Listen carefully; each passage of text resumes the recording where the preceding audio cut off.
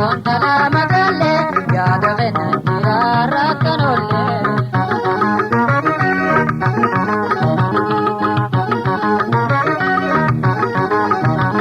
Yaada deebute jaabonaatti duule foowwa garaanti adeetta maale wanti bareeda uumaana toole langashatoo yaa gurgisi magalle.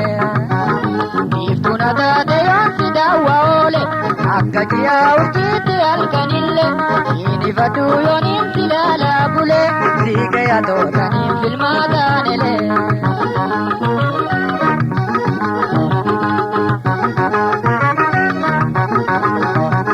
Harru bargoo kurfoon talaa magaalle yaada fena jiraarra kan olle. Harru bargoo kurfoon talaa magaalle yaada fena jiraarra kan olle.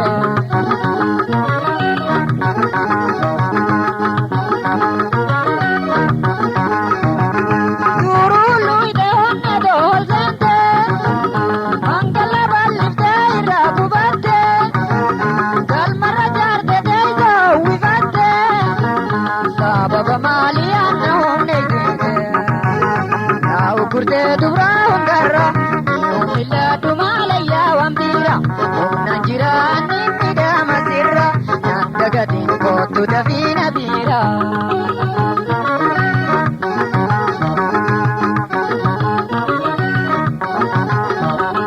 Harru bargoo kurfoon talaa magaalle yaada fena jiraarra kan olle. Harru bargoo kurfoon talaa magaalle yaada fena jiraarra kan olle.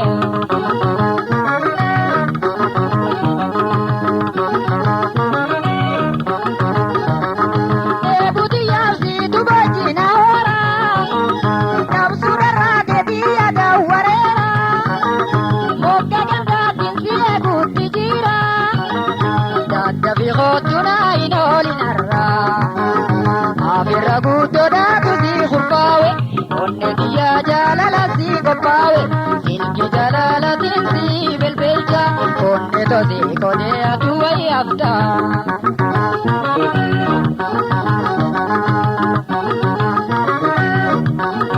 Harru bargoo kurfoon talaa magaalle yaada fena jiraarra kan olle.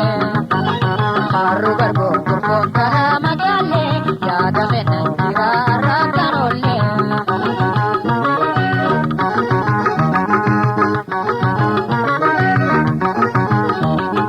Yaada deebute jaabonaatti duule foowwa garaanti adeeka maale wanti bareeda uumaana toole langashatoo yaa gurgisi magaalle. Iftuuna taate yoonsi daawwa oole akka ji'a urjiitti halkanille inifatu yooniin si laalaa bule siigaya tootaniin filmaataanele.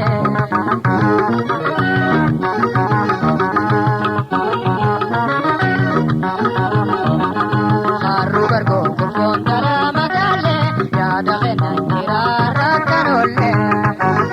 Harru bargoo kurfoon talaa magaalle yaada fena jiraarra kan olle.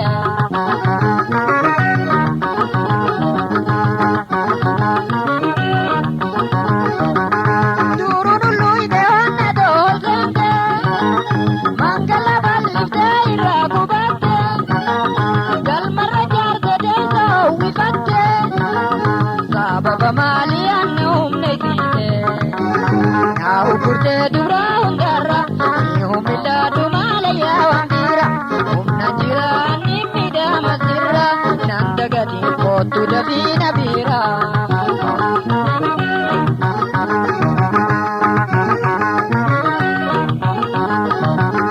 Harru bargoo kurfoon talaa magaalle yaada fena jiraarra kan olle. Harru bargoo kurfoon talaa magaalle yaada fena jiraarra kan olle.